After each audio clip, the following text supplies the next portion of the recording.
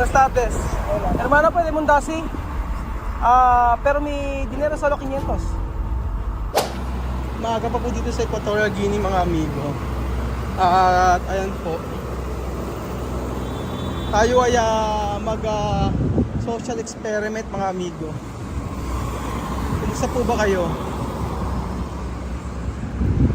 Nawa po nasa mabuting kalagayan ng bawat isa. Medyo mainit pa. So ngayong araw po ay tatawad po ako at sasabihin ko na 500 lang ang aking babayaran o minimum na 50 pesos. Tingnan po natin kung may papayag. Pero sasabihin ko malayo yung lugar. Sa may Munduasi. So doble po mula dito hanggang Kilatsamame. Mula dito hanggang Kilatsamame, tapos dalawang ganong kalayo. Tingnan natin kung mayroong papayag. Pero ang ibabayad ko lang ay minimum na 50 pesos. Pero usually dapat ang mga bayad doon ay 2,000. Dahil nag-iisa lang ako o 200 pesos. Pero babaratin po natin, mga amigo.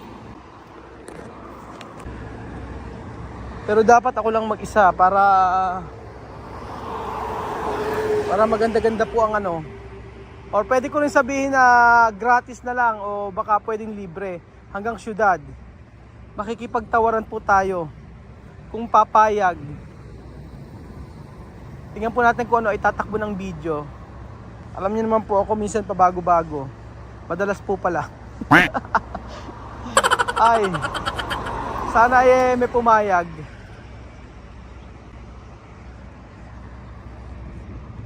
A few minutes later.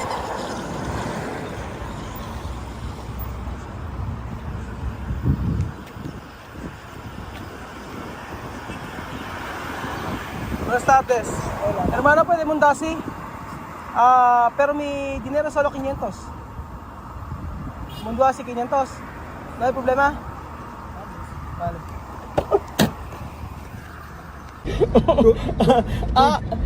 ¿Cómo se llama? Apolinar. Apolinar. ¿Por qué tú aceptas 500 aquí hasta Munduasi? Esto mal, ¿no? Esto es un poco mal, ¿sabes? No poco mal, muy mal, porque Munduasi hasta Puerto, muy lejos. Muy lejos, muchos kilómetros. Muchos kilómetros. So, ayun, si Apolinar po, yo hablar mi lenguaje, ¿vale? Si Apolinar ay pinara ko, sabi ko, sasakay ako mula Puerto po hanggang sa lugar namin, hanggang sa may Munduasi. Tapos sabi niya, ang layo po ng mga amigo. Sabi ko po, mula Puerto hanggang Kilatsamame, dodoblihin niyo po yung lugar, sobrang layo. At yung 500 po na yun ay hindi talaga, hindi okay. Ang kadalasan binabayad po doon pag ako 5,000 po, mga amigo, lalo na pag namamalengke. Tapos ang ibabayad ko po ay 50 pesos lang. So, ¿por qué tú aceptar? Yo pensaba, ¿por qué tú aceptar? Yo aceptar porque tú pedir 500. Cuando una persona pedir, tú aceptar. Ajá. No pasa nada. Al final, No pasa nada. No pasa nada. Ha pedido, tiene que ayudar. La persona que no tiene. Yun, sabi niya ay yun daw kasi request ko na babayaran ko daw yung 50 pesos lang daw yung babayaran ko. Sabi ni Apolinar. Sabi ko sa kanya ay sabi niya kapag ang isang tao daw ay nag-request ng ganun ay mahirap daw tanggihan, lalo na kung magbabayad naman. Pero cuando yo hablar, hermano, yo no tengo dinero, quiero pasar donde centro, ¿tú aceptar también? Sí, yo aceptar. ¿Por qué? Yo aceptar para querer ayudar a una persona, ¿no? Cuando una persona dice yo no tengo dinero, Ajá. si yo tengo posibilidad de dejar a la persona donde quiere ir, yo puedo ayudar a la persona. Muy bien, muy bien. Yes! Sabi niya, paano ka kung wala, sabi ko sa kanya, paano kung walang pera ako, tapos sinabi ko punta ako ng sentro, wala akong perang pambayad. Sabi niya, tutulungan mo rin ba ako? Sabi niya, oo, tutulungan kita kasi kapag ang isang tao ay nangangailangan ng tulong, walang pera, bakit hindi ko tutulungan, sabi niya. So, ayan, pupunta po tayo sa may supermarket, pag-grocery natin ito. Mabuting tao ito si Apolinar, no? Sí. ¿Cuántos años tienes? 35. 35? Sí, ¿Tú tienes mujer? sí. Niños. Dos niños. Dos niños. Mujer, ¿cuánto? Dos niños. No, mujer. Mujer, una mujer. Una mujer. Sí. Una mujer de casa. Sí. At la pera. No, Oye, está bien, ¿no? no hay dinero. ¿No hay dinero? No, no. Cuando hay mucho Cuando dinero, hay mucho dinero, pwede- tú vas a buscar otra mujer. Aloko. Sabi niya wala raw siyang pera, kaya isa lang daw yung babae niya. Pero kung marami daw siyang pera, hanap daw siya ng ibang babae. Ganun po dito mga amigo. So wala po siyang alam mga amigo na ipag-grocery ko siya.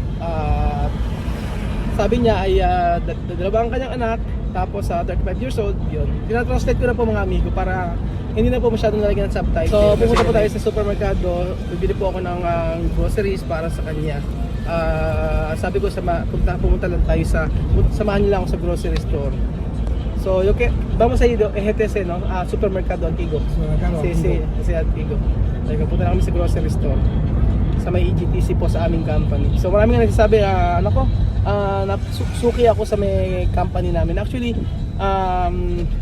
doon lang talaga kami bibili dahil yung aming company marami talagang product na mabibilang kaysa sa ibang mga grocery store dito. Apolinar, no? Tu corazón está bien, la verdad, porque tú mi pedido para pagar solo 500, tú aceptar, no todo guiñano o conductora aceptar, porque cuando yo cuando yo mirar una conductor, no va a aceptar, no todo puede aceptar, no? Sabi ko sa kanya, napakabuti ng kanyang kalooban kasi yung aking request ay pinagbigyan niya. Hindi ka ako lahat ng conductor o driver ay pagbibigyan yung ating kahilingan, sabi ko sa kanya. So akala niya po ako isang Chinese. Soy Filipino. Filipino. Yo, Tapos tu pensaba yo chino, no? sí. Sa totoo lang po mga amigo, hindi talaga lahat ng taxi driver ay gano'n na magbibigay ng papayag sa aking sinasabi. Lalo na kapag may discount o kaya libre. Wala pong gano'n mga amigo, bihira po. So syempre arroz, kaya naman ang kadalasan na binibili natin dito make sure na merong rice, tapos merong mga spaghetti. Yan. Yung mga importante po na talagang gustong-gusto nila.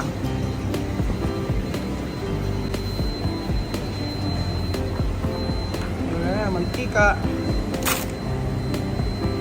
Tatilin na natin yung mantika.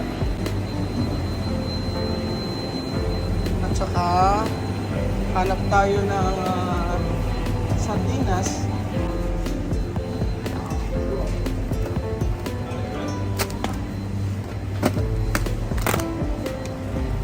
Ang mga Ginyano nga kumakain ng rice lang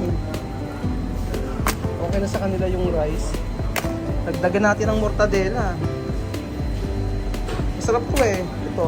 Si Aya laging binibili itong mortadela. Yan.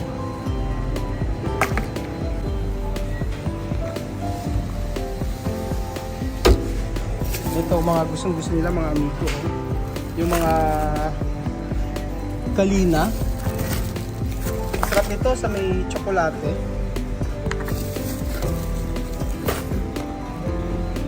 Tsokolate po, yung modica na tinatawag nila. Tsaka yung pakpak ng manok.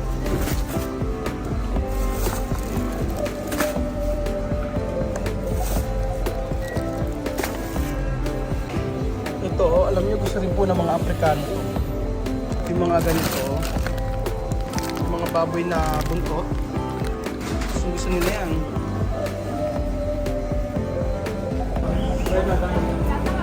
Okay. Nawawala na yung tumutulong sa akin dito Ito na yung nabago. Dati merong tumutulong sa akin, nakalimutan ko na yung pinag-grocery ko. Ngayon, iba na. Pero binibigyan ko din naman. Yan. Vale. Apolinar, Esto todo cosas para usted, porque tu corazón bueno. ¿Contento?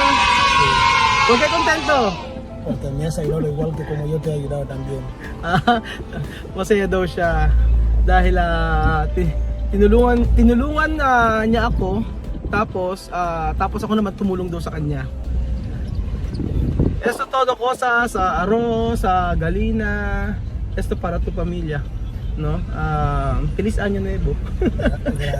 Gracias. Feliz Año Nuevo na sabi ko, Happy New Year. ¿Dónde? So ayun pa mga amigo, pupunta pa dapat ako sa bahay nila, pero ang kanyang mga anak daw po ay nasa eskwelahan, tapos ang kanyang asawa, kaya trabaho to marido? Mi mujer. Tu mujer? Mi mujer trabaja en una empresa. Ang asawa daw po niya ay nagkatrabaho sa isang empresa, sa isang company dito. So actually may kaya naman si kuya, o may kapasidad din naman talaga, hindi kagaya ng ating mga ibang natutulungan. Pero kasi siya, itong sasakyan nito ay sa kanya. So okay ang pamumuhay ni Apolinar kumpara sa ibang taxi po na nasasakyan natin. Mujer trabaja de empresa, otra empresa, no? Sí. Entonces tú tienes dos bebé, Sí. no? Después Yo tengo mi primera bebé 13 años. primero bebé 13. 13 años. Después Mi segunda bebé 4 años. 4 años. Sí. Ang Ahora mujer embarazada. ahora 3. Sí. Ang asawa daw niya ay buntis ngayon, tapos ang anak niya ay 13 anyos, no? Si otro 4. 13 years old, tsaka 4 years old po yung kanyang mga anak. Yo quiero preguntar, no?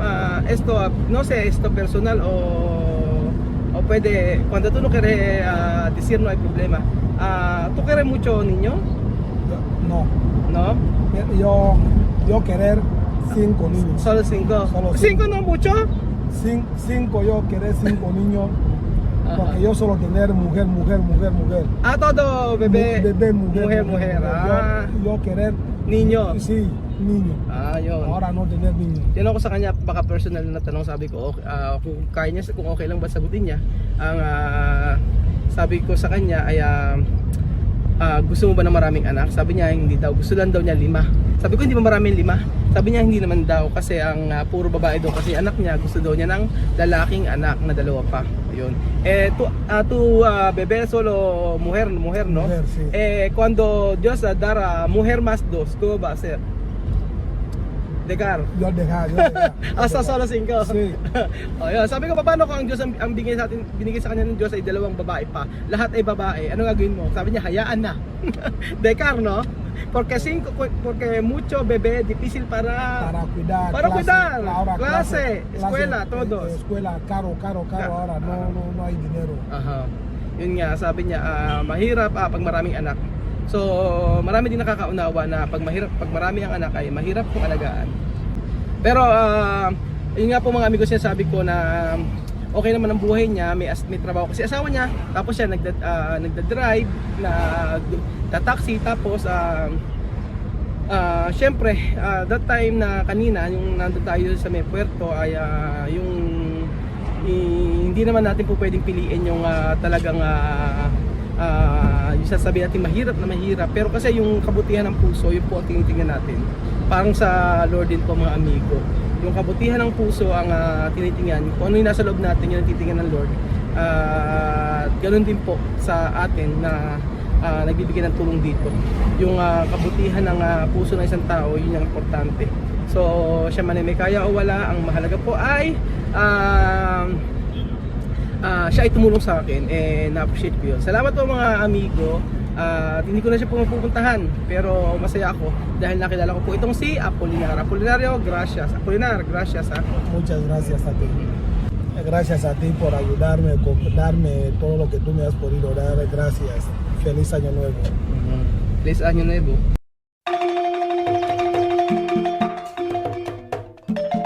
Na-appreciate ko yung paano sila nagdadasal.